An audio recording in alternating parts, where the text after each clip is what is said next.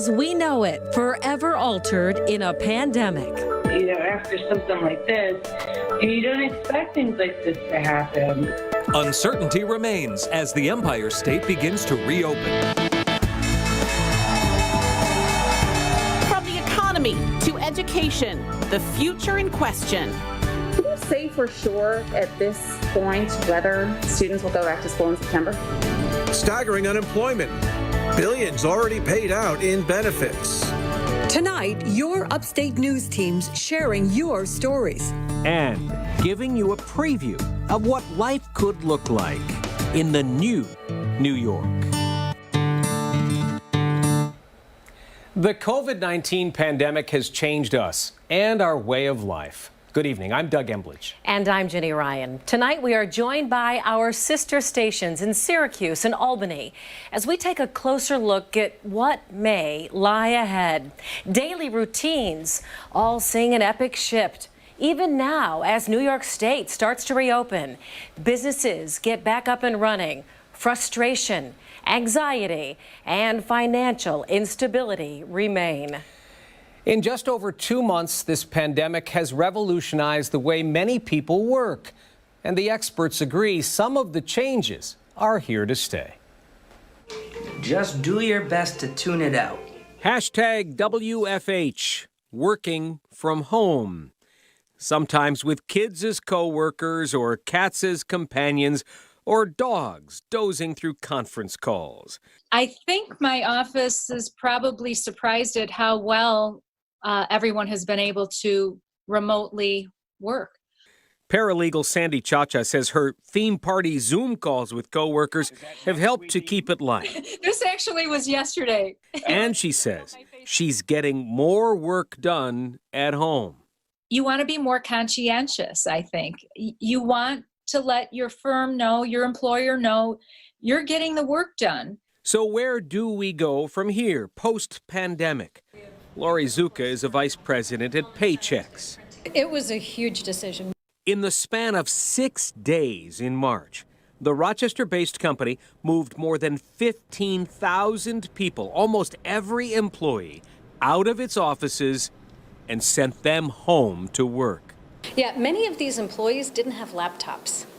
So we had to give them instructions on how to, one afternoon, dismantle their PC, take the PC, the keyboard, the monitor, pack it up in their car, take it home, set it all back up again, and log in to make sure it worked. What the pandemic has taught this company is it can be done. And going forward, working remotely is certain to be more prevalent. That's not to say employees won't go back to the office, even if they cannot be here now. Brian Fauché is part of the team maintaining empty Paychex buildings, so they will be ready when workers do return. We're going to see people come back.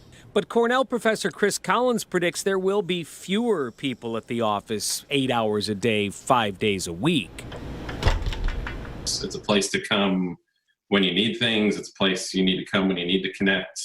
It's a place to come to create some of those social bonds of work. Workplace health and safety expert Nellie Brown says lessons learned from the pandemic will serve companies and their employees well post-pandemic. So you take a look, how many people are going to be in your office. Companies, she says, should consider staggered work times, screening workers for signs of illness, even raising cubicle walls. People don't think about the fact that we do exchange diseases a lot. And it's but it's life on planet Earth. We're always going to be fighting, critters like this. But, I think we do have to loosen up a bit. We're going to have to, be face to face after a while. Like so many things in our world after the pandemic, the workplace will still be there, but it won't be the same. Are we wearing masks at Paychex a few years down the road, do you think? I hope not. I'm counting on somebody coming up with a vaccine so we don't need it. I also asked about the tradition of shaking hands in the business world.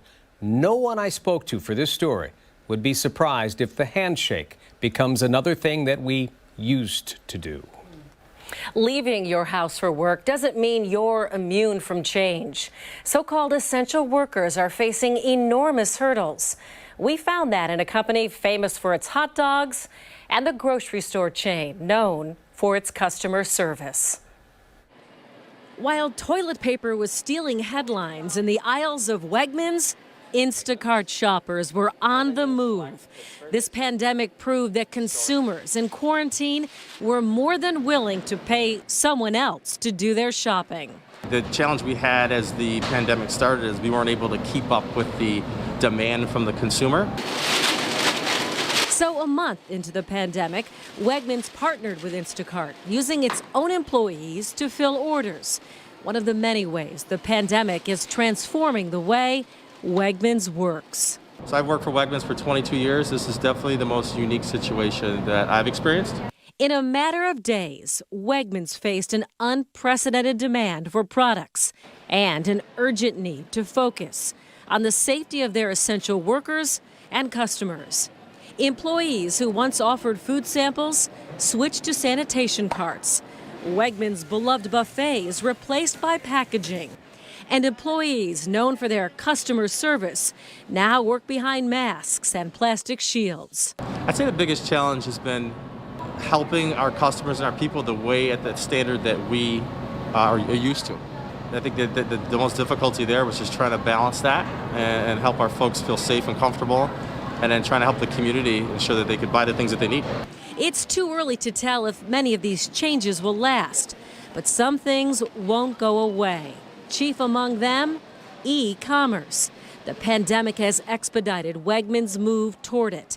The store is promoting its Scan app, enabling shoppers to ensure their hands are the only ones on their goods. It's definitely the way the consumer is going to move in the future.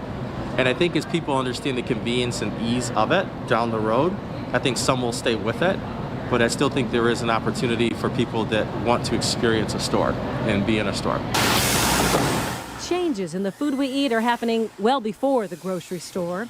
Zweigel's never stopped making hot dogs, but it did start several new safety practices with the pandemic, from staggered work shifts and employee temperature checks to social distancing.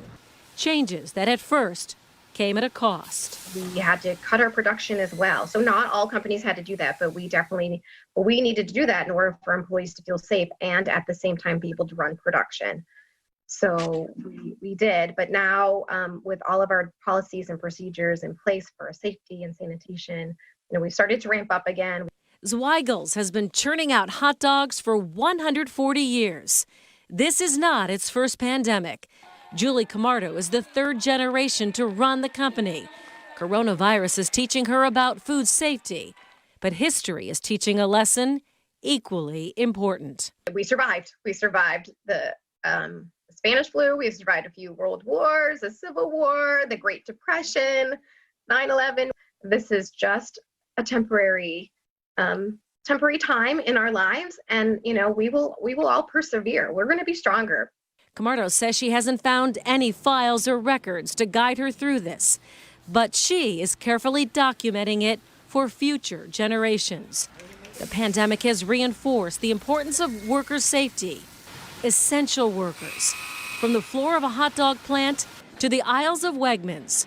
Perhaps one of the pandemic's most important lessons is a reminder to companies that nothing works without workers, their health and well-being essential to getting the job done.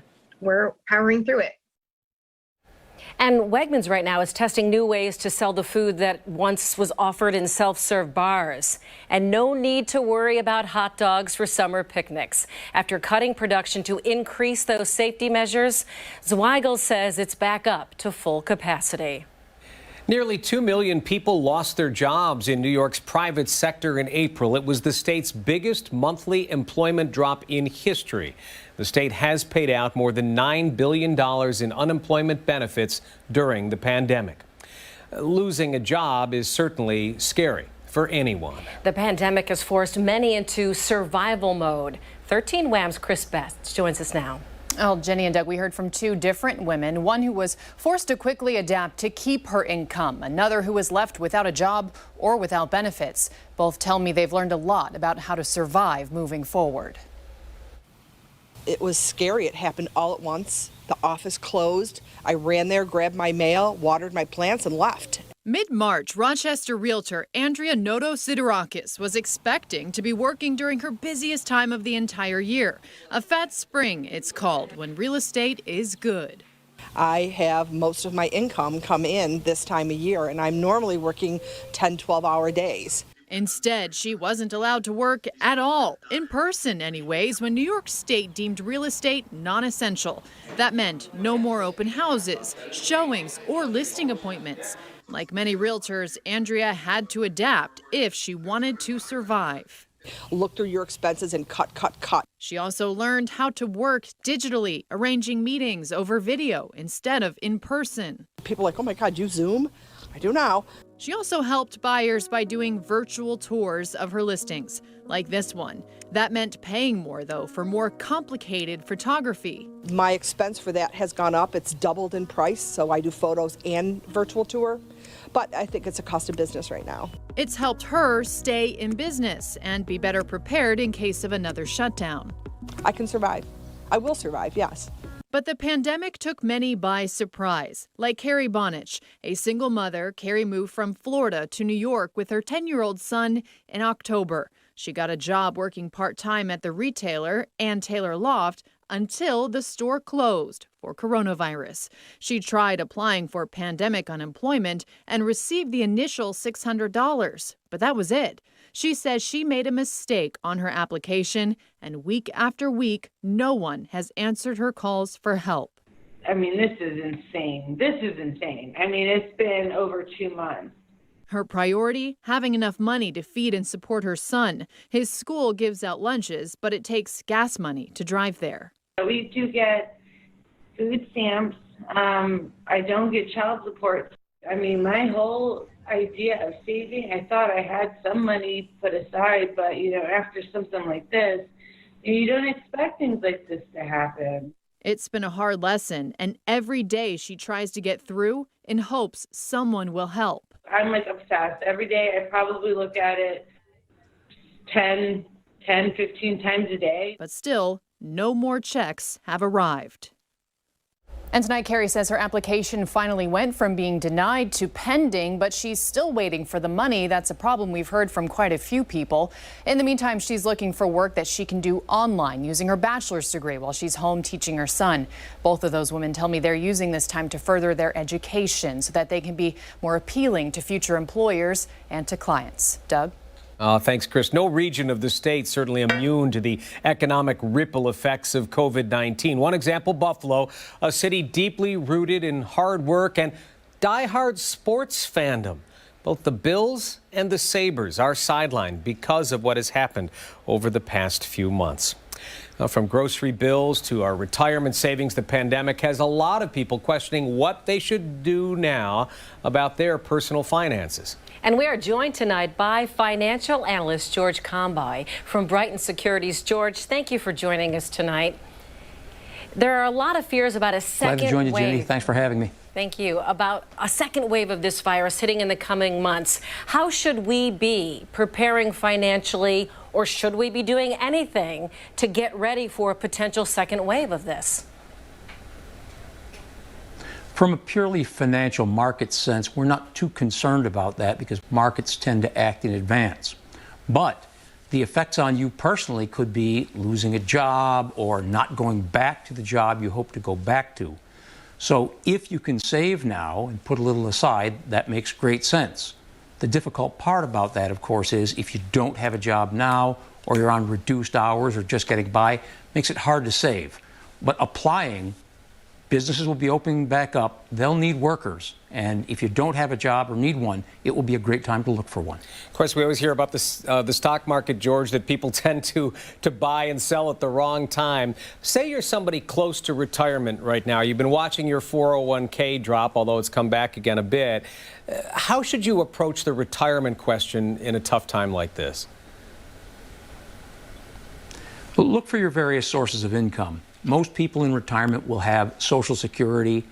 Many people will have the augment from a 401k, a 403b, a thrift savings plan, something like that. Among things we see retirees do if they don't think they'll have enough income, downsize where you live, consider, I hate to say it, but we have clients move to states where there's no income tax or a much lower income tax. So you look at every angle and you pick up 5% here, 10% there, and you put together a retirement income. But selling off your retirement portfolio, if you have one now, probably doesn't make sense. We saw 2 very good back-to-back days in the stock market. And when markets have a sharp drop like they've had, they do tend to recover over 6 to 18 months. So hopefully we're in that phase now. All right, George Conboy from Brighton Securities, thanks so much for your insight tonight. So many people have money questions, and that probably won't end. Thanks, George. Yeah, some great advice. We appreciate that. Thanks, Doug. Tonight. The economic impact of this pandemic looms over every community in upstate New York. But as Greg and Liz at our sister station in Albany already know, it is far from the only thing on the minds of millions of New Yorkers. Restaurant owners will not only have to wonder if the business will survive, but what a success story looks like. Next. The industry may be changed forever.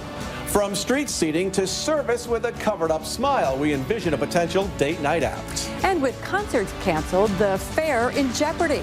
We look at what you can do this summer. Then we turn the page to the fall and the challenge of a generation that comes with it. The monumental task every school district across the state faces right now: how to make the classroom safe for students and teachers to return.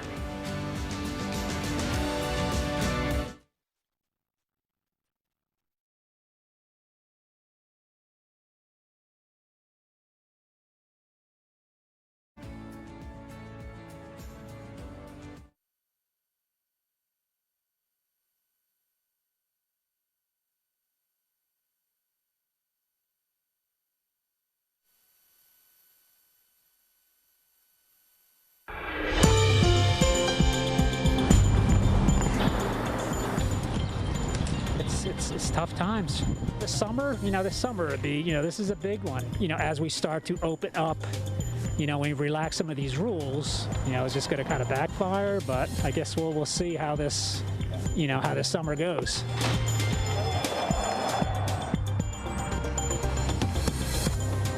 We were planning on going to the track on opening day.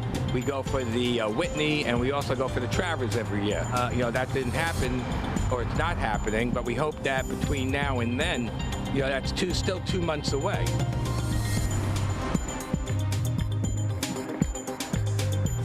Every year I have friends come up from Long Island for Travers, for the races, but I don't know what's going to happen this summer. Nobody knows. Uncertainty being felt from the state capitol to Niagara Falls. Vacation time potentially changed forever in this new New York. Something as simple as eating out, unrecognizable from what it was before the pandemic hit. We are bringing you in-depth coverage tonight. After having been confined to their homes for months now, New Yorkers are now eager to get out and see the world. But what will be available and how will the experience change? The experts say just about everything you know about tourism is adapting. The good news is, with a little patience and planning, you will have more choices than you probably expected.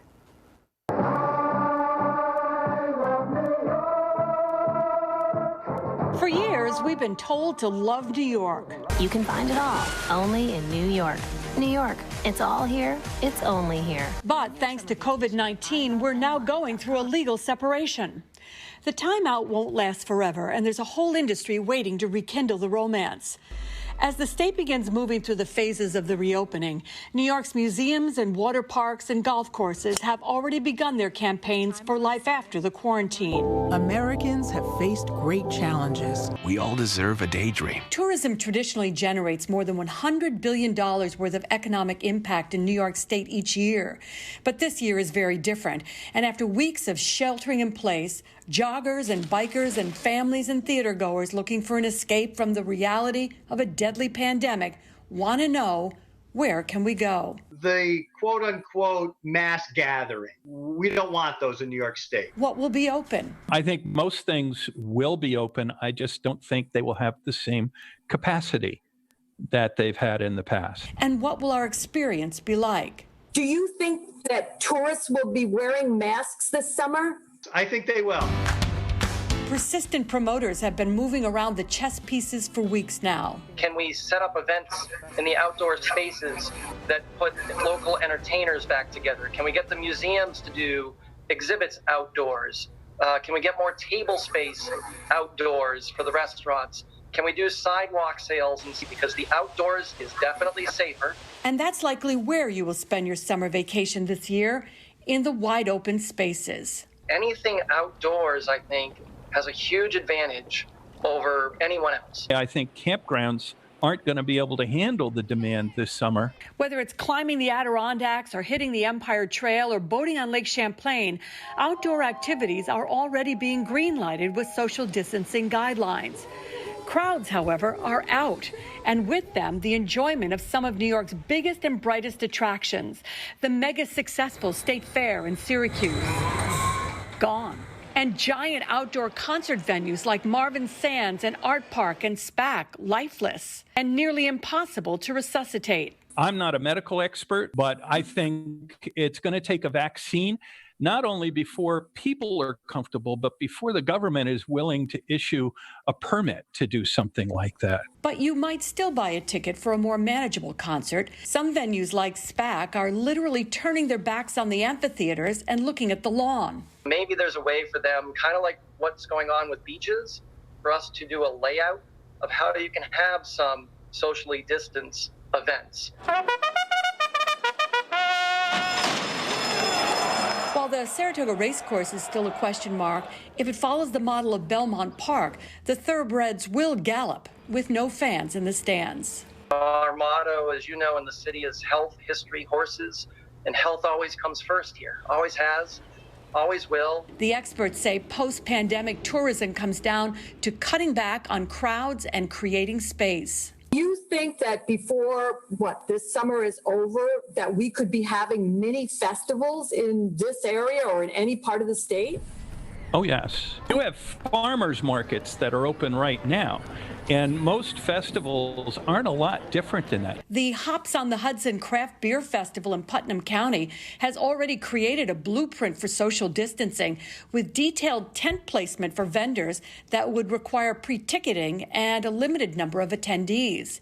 And because venues like amusement parks and water parks will require more spacing out of fewer customers, would-be park goers will have to act quickly when a venue does reopen, since admissions will be limited and tickets purchased in advance to protect public health. What it's going to come down to is a lot is pre-registering online. You're going to have to plan to go to an amusement park ahead of time, knowing that you've got a ticket, you've got your day, you've paid for it. When you get up, you're just going to be able to be scanned and walk in. You're not touching any turnstiles and all that. You can't talk about tourism in New York without a trip to the Big Apple. Today, Lady Liberty is shrouded in solitude, the Empire State Building quiet, the chorus line still. As the epicenter of the coronavirus, New York City will take the longest to recover. But how long? 60 to 70% of the hotels in New York City are closed. The hope is that in the fourth quarter, those businesses will start to thrive again. Will tourists want to come back? It's not just a question for the city that never sleeps. It's a question even the smallest tourist town is grappling with. A recent survey done by Value Penguin found that 48% of Americans have canceled their summer travel plans because of the pandemic. Only 16% said they were still planning on going. Not surprisingly, the experts say this is the year of the car. Day trips and overnighters will become standard fare. We're proposing a 5-hour drive campaign. It's going to be the drive traveler making, within a week or two, making their decision of where they're going to go. No more bets. And tourists who gamble at casinos won't gamble on their personal safety.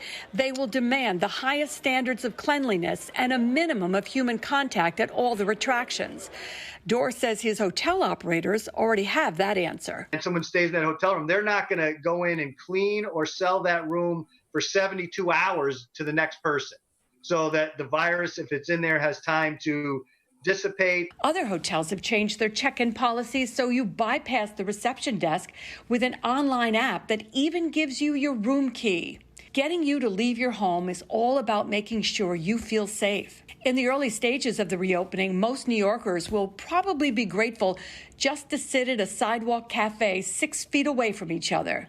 But each new phase will bring more opportunity. There's a lot more hope when we're making progress towards opening than when we're just sitting here doing absolutely nothing, waiting for something to happen.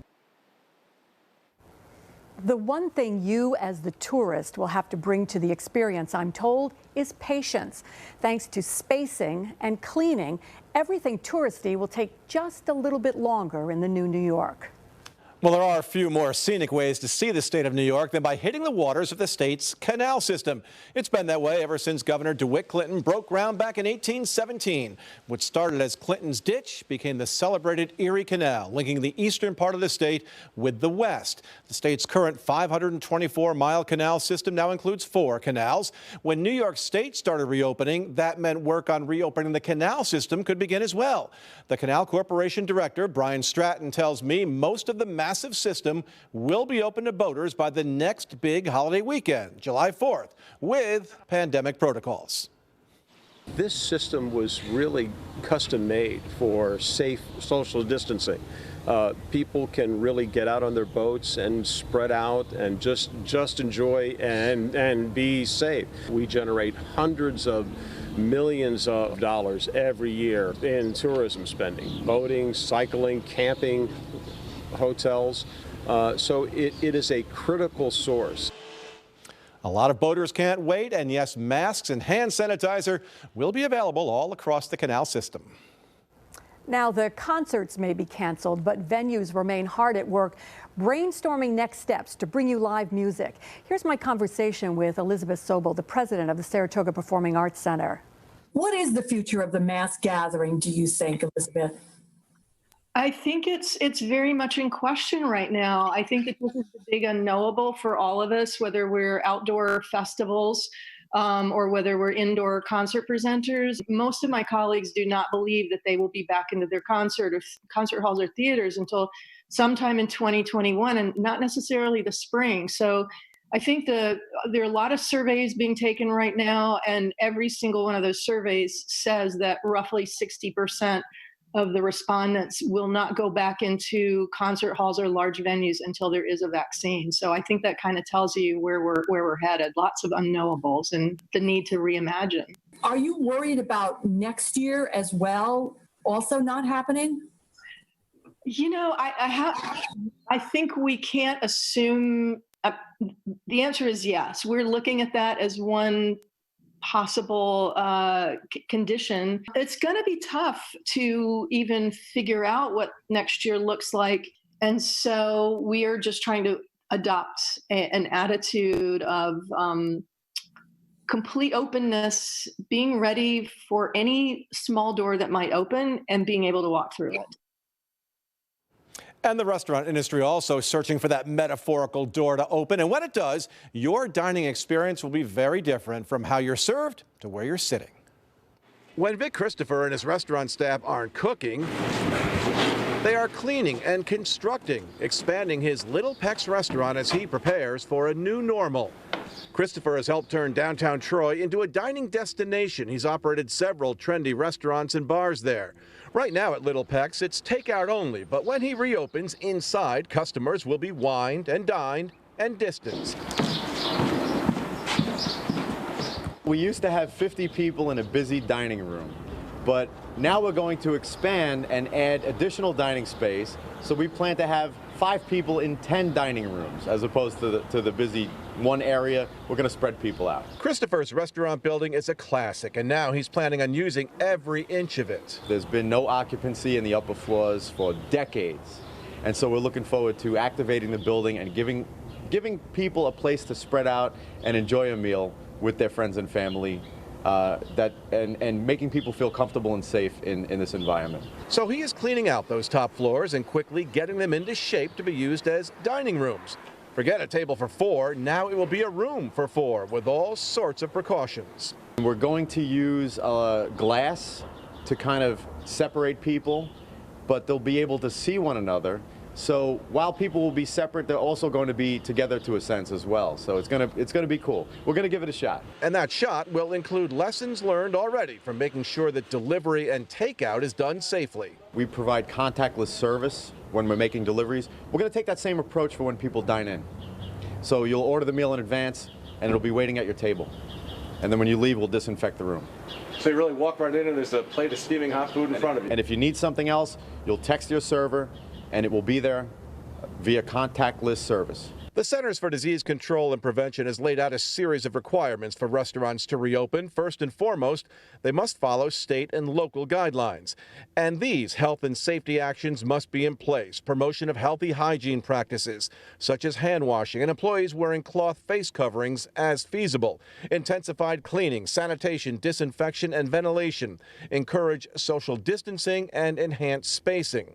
Our last day of service was the 14th of March. Dominic Pernomo, the owner of DP, an American brasserie in downtown Albany, is also on the board of directors of the New York State Restaurant Association. Greg, at this point, there's still a lot more questions than answers, and I've been saying that for 10 weeks now, that there are more questions than answers. He says when it comes to reopening, it is safety first. If you're going to try to make this a money grab and try to get open and put as many people in seats as you can, we're going to be right back where we were 10 weeks ago. So this is the new normal for DP. It's called Feed Albany, a nonprofit initiative Pernomo started when the pandemic started. A crew of volunteers slicing and dicing every day, making more than 1,000 free meals a day. Feeding people is what we do. For those in need and those on the front lines. Today we have chicken parm. We have a seafood pasta with scallops and whitefish. Roasted chicken thighs with brown rice and some seasonal vegetables. And then roasted half chickens with mashed potatoes and asparagus. So yeah, these are not bologna and cheese sandwiches. This is restaurant food. Pernomo is not sure when he will welcome diners back into his restaurant. For me, having plexiglass or shower curtains dividing tables is not something I see us doing. So I don't know that we're going to necessarily open the minute that we're able to. How many do you want? Let's do 6. But he promises this volunteer effort will go on long after he reopens. In Schenectady, Katie O'Byrne's restaurant has often been packed on Friday and Saturday nights. Owner John Keller says don't expect to hear packed and restaurant in the same sentence again anytime soon. We're adjusting on the fly every week. We sit down, we meet, we talk. What's next? What's next is doing away with banquets and using what was the banquet room to space out tables and diners. That's just one of many changes. We're thinking that the days of hard menus are going to go away, that it's going to be paper disposable menus, so we're preparing for that. Until there's a vaccine or a medicine for this, it's going to be changed. The restaurant business has always been a tough one. Restaurants come and go in the blink of an eye. You have to be ready to adapt and provide the customer what they want. Back at Vic Christopher's Little Peck's, that may be outdoor dining. Just one problem, he doesn't have any outdoor seating, but he does have a roof where he can put a table, and he does have a plan. Get the city of Troy to allow him and other restaurant owners to close down alleys and maybe even streets during the dinner hour, and voila, dining under what many consider the safety net of the stars and skies. Outdoor space is going to be at a premium, and if we all work together, I think we can create a great dining destination in downtown Troy for outdoor dining. Closing down streets and alleys would be wonderful. It would be something that every restaurant would welcome. Several Capital Region mayors and downtown business districts are in discussions right now to try to figure out how to make some streets pedestrian walkways on certain days and certain hours. The only thing that is certain right now is that nothing is certain. All business is challenging, and this to me is a fantastic exercise in business, and it's a challenge that we're excited about. The industry may be changed forever. We don't know. We're going to find out. Oh, we sure are. Another key component of reopening safely, restroom protocols, keeping them clean and keeping them to one person at a time. And as for the outdoor dining, we have checked with a number of city leaders. The move to close down streets for outdoor dining is being considered all across the region. Well, the state fair, that sounds pretty good. It usually signals the end of summer and a return to school in the fall. But what will students be returning to? That's what our colleagues Megan and Michael in Syracuse wanted to find out. School has always been that predictable constant in the life of a child. Now the classroom experience is getting flipped on its head. It's difficult to see what that would look like. Daycare all the way up to higher ed and the pressure schools are facing to do this right and keep students and staff safe. Plus, the mental toll this pandemic is taking on all of us, children and adults, and what we can do to keep the pandemic from creating a mental health epidemic.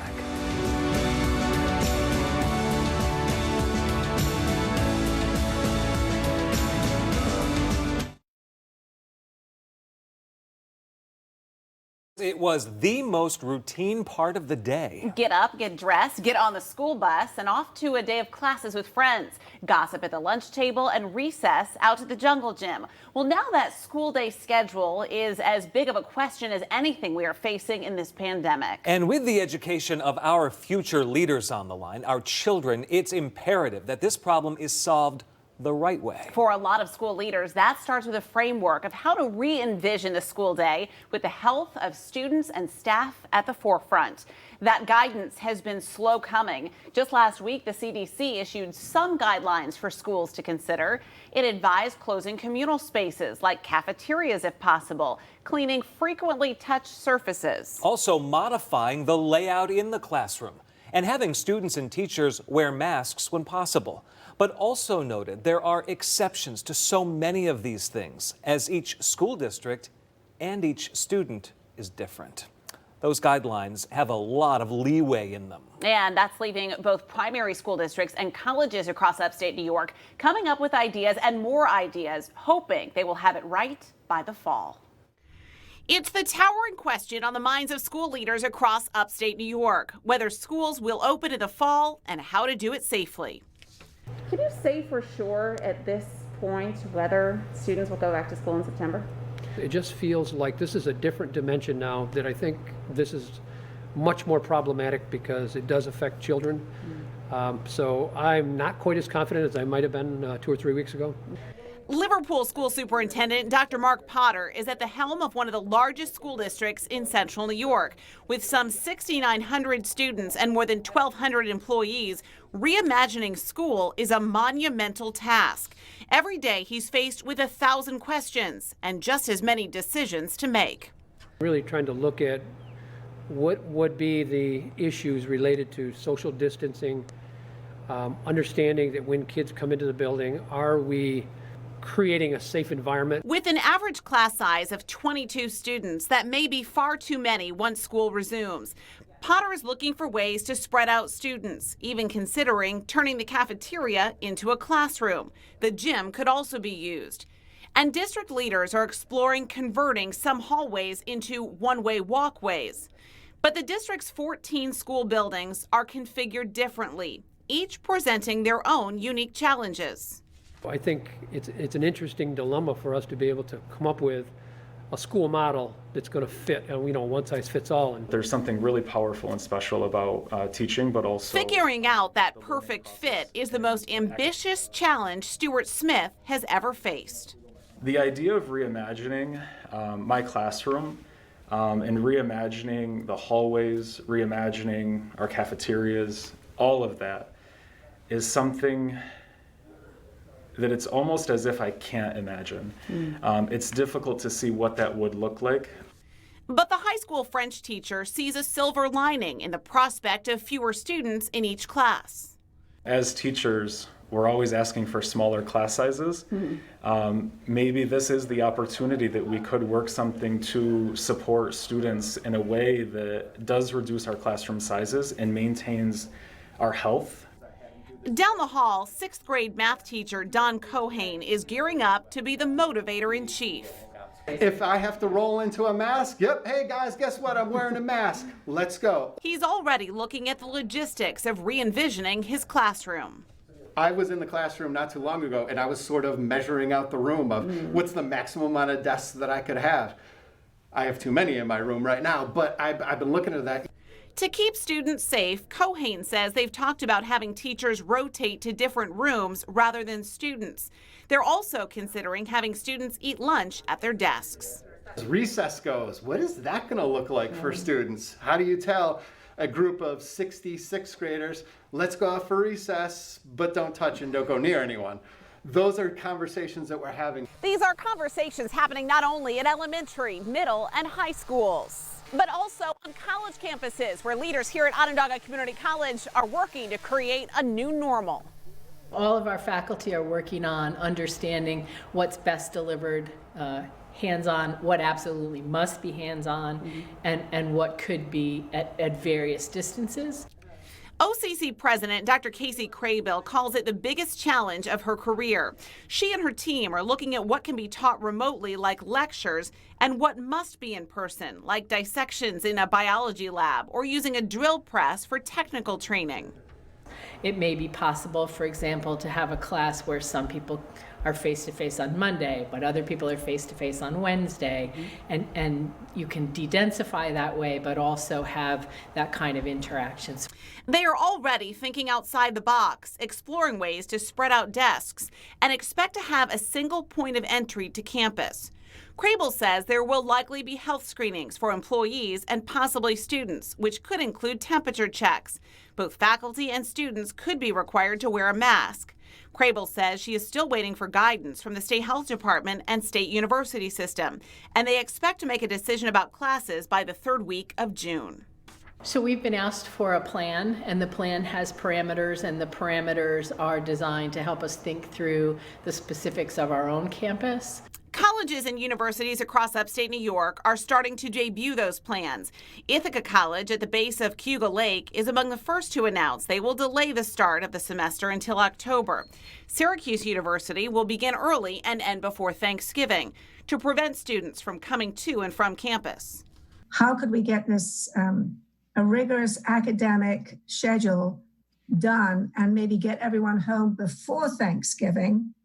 Or right before Thanksgiving, when it is estimated that a potential second wave might hit. Back on the community college campus, life remains at a standstill. Its child care facility has remained open throughout the shutdown, providing critical help for frontline workers. We know how important that's going to be when people get back to work. That will be a big piece of the puzzle to help our community return to some kind of new normal. Opening secondary schools will be a key component of helping parents get back to work. Hate to get too far out in front of the parade and think we've got the answers when we don't know for sure what the game rules are. Liverpool Superintendent Dr. Mark Potter is still waiting for a roadmap from the Board of Regents and State Education Department. What kinds of guidance are you getting? Are you getting any kind of template? I don't know if they don't know what they need to tell us. I think they're, again, looking at this from this, maybe it's just very simple, social distancing. You need to keep people apart. Well, it's much more complicated than that. For now, district leaders are crafting all kinds of scenarios, but so many questions remain. Will students and teachers be required to wear a mask? Does the district have to provide them? Will daily temperature checks become the new normal? What will school buses look like? Do districts need to block off every other seat to keep kids apart? Or add bus routes to cut down on the number of students on board? What about fall sports, school concerts, and plays? I think we're in a quandary, or we're in a situation where we don't know how to plan, when we don't even know if we say let's do this, if it's even going to be allowed. Dr. Potter wants to reassure parents they are crafting scenarios with the health and safety of students as a top priority. A big part of the plan includes sanitation, keeping classrooms clean along with cafeterias, buses, and playground equipment. What is certain, they know they owe it to the students to get it right. They're doing okay. And as teachers like Don Cohane gear up to get back inside the classroom, he says students will likely need a refresher. He is prepared for a review period at the start of school to help get students back on track. As kids come in, quickly figure out what are they missing. Are they missing some of those key elements? And definitely take that time to catch people up to speed. And there will be plenty of catching up to do. For French teacher Stuart Smith, not seeing his students in person each day has been the hardest. When they return to class, he looks forward to reconnecting. And while he sees a place for technology in the future, Smith says it could never be a substitute for in-person interaction to help students learn and grow. Technology is fantastic. Technology, when it works, is great. It doesn't replace the human connection of supporting the teacher and the student, and it can't replace the learning process. I reached out to the State Education Department and State Board of Regents, along with the SUNY system and the State Health Department, to find out what kind of requirements or recommendations they're giving to local school districts and colleges across the state. The State Health Department tells me they expect to issue guidance to schools in the coming weeks.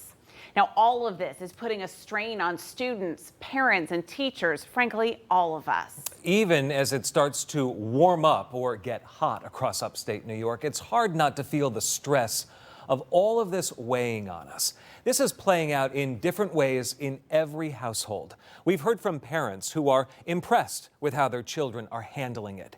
And we've heard from families that are fraying around the edges and calling out for help. I know, because some of them have written to me. My 6-year-old son, who used to be the first to sleep of my 3, is now up nearly every night until 2 or 3 in the morning, Rebecca told me. I have insomnia myself, so I'm not surprised, but it's sad to imagine that their minds must be racing as badly as mine. Mindy says my 5-year-old child is always worried if any of us leave the house that we're going to catch the virus, so she yells at us if we have to leave. And about his 10-year-old son, Jason said, lately comments like, never mind, I don't want to talk about it, have become more frequent. He's also spending more time by himself, away from family, which isn't typical behavior. He is tired all the time as well. And that's just a sampling of some of what you've told me about children who are gaming more, talking less, children whose sleep patterns are way out of whack, and who are now noticeably more moody and angry. What are mental health experts most concerned with? What will be the biggest challenges navigating what comes next with so much new anxiety? I'm joined now by Dr. Tanya Pelletieri, a child and family psychologist who practices in Syracuse. Tanya, thanks for coming in. Appreciate it. Absolutely.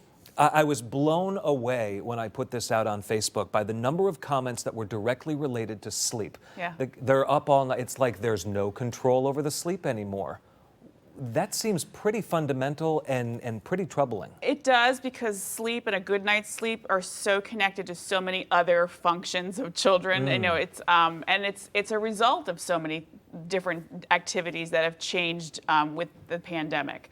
One of the things you mentioned is that kids who already had a strong baseline of anxiety, those anxieties tend to come to life at night. That's when the body is supposed to be settling down. There aren't all those distractions, and that's when those little minds are racing.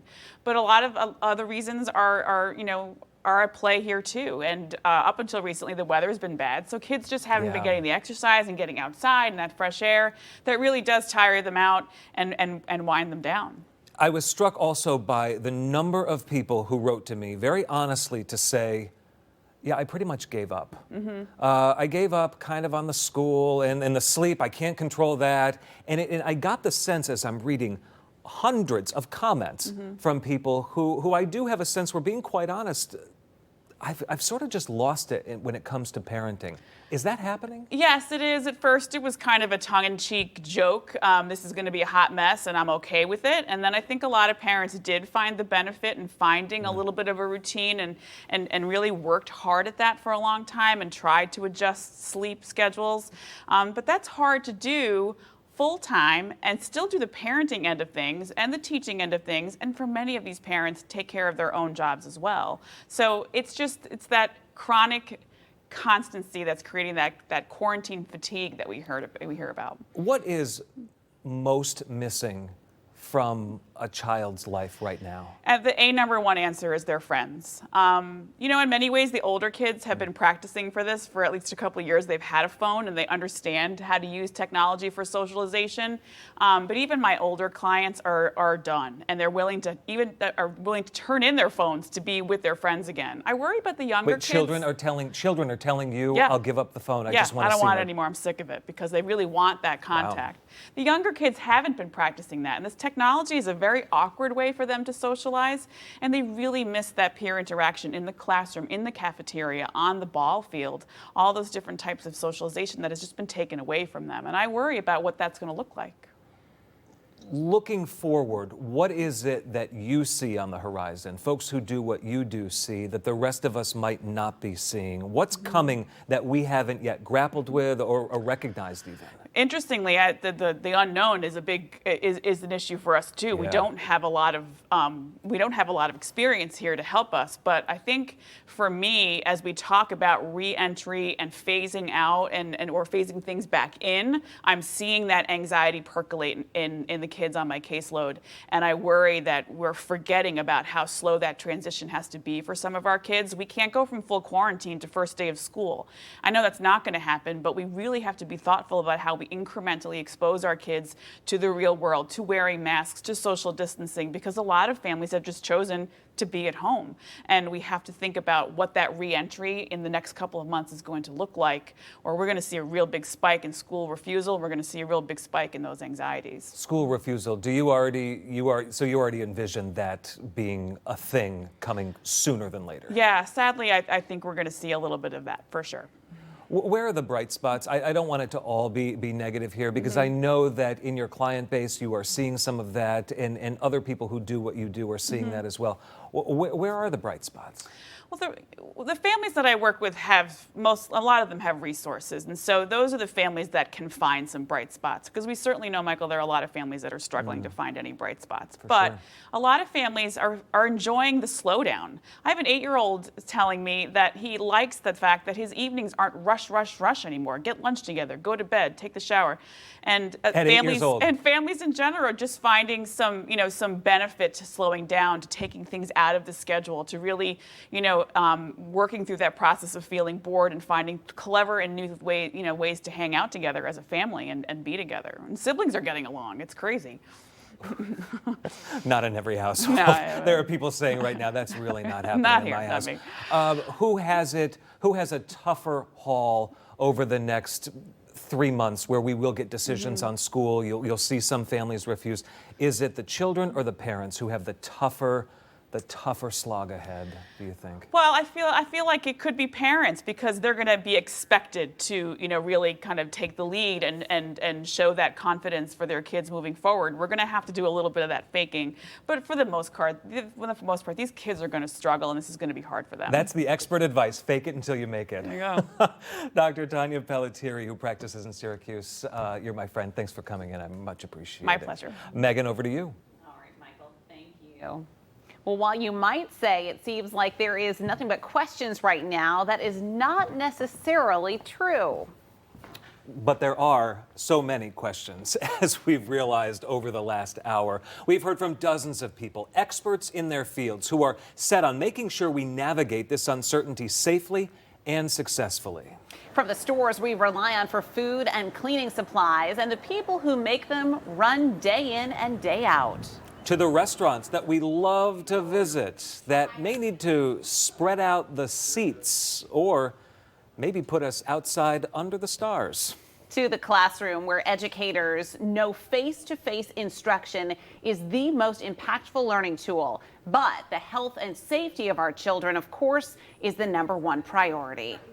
Our team across upstate New York, from Syracuse to Rochester, Albany, and Buffalo, are here to help you navigate these changes and bring you that advice from experts daily. We are here for you, and we thank you for being with us right now. We wish you a good night and good health.